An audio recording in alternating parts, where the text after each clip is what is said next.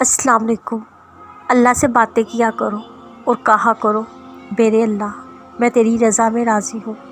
پھر دیکھنا اللہ کو تم پہ اتنا پیار آئے گا، پھر وہی ہوگا جو تمہاری خواہش ہوگی۔ جس اللہ نے تمہیں پیدا فرمایا ہے بھلا وہ تمہارے دل کے حال سے نا واقف کیسے ہو سکتا ہے؟ یقین رکھو وقت جتنا بھی کھٹن کیوں نہ ہو آخر خاک گزر جاتا ہے، سفر کتنا ہی طویل کیوں نہ ہو منزل مل جاتی ہے۔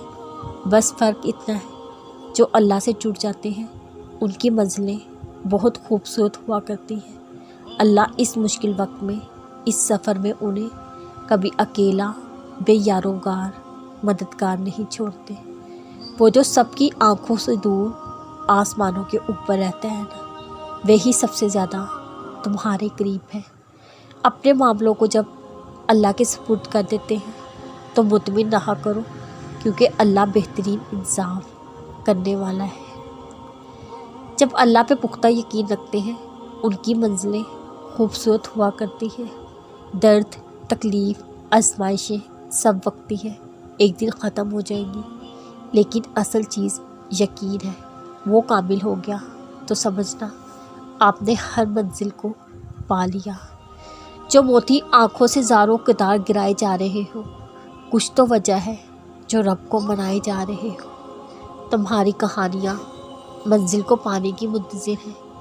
کوئی تو یقین کی مالا ہے تمہارے پاس جو کن سے فیکون تک کا سفر طے کیے جا رہے ہو۔ تہجد کے وقت خدا پہلے آسمان پر آ کے پکارتا ہے، کوئی ہے مانگنے والا؟ کوئی تو امکان ہے قبولیت کا جو اس پہر تم سجدے پہ سجدے کیے جا رہے ہو۔ تمہارے صبر کو تمہارے لیے انعام بنا دیا جائے گا۔ تم کسی آزمائش سے اکتانا نہیں، تم تو رب کے قریب ہو، ایک خاص مقام پائے جا رہے ہو۔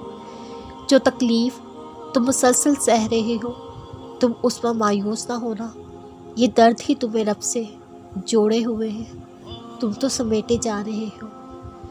آسمان کو دیکھ کے میرے دل میں جو امید کی کرن جاگی تھی وہ آپ ہی تھے اللہ، میں سمجھ گئی تھی۔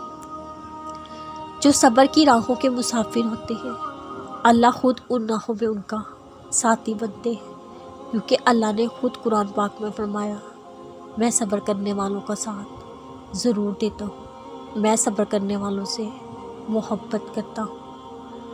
اگر آپ صبر کیے ہوئے ہیں آپ خود شخص نصیب ہیں، آپ کے پاس اللہ کا ساتھ ہے اور اس کی محبت بھی۔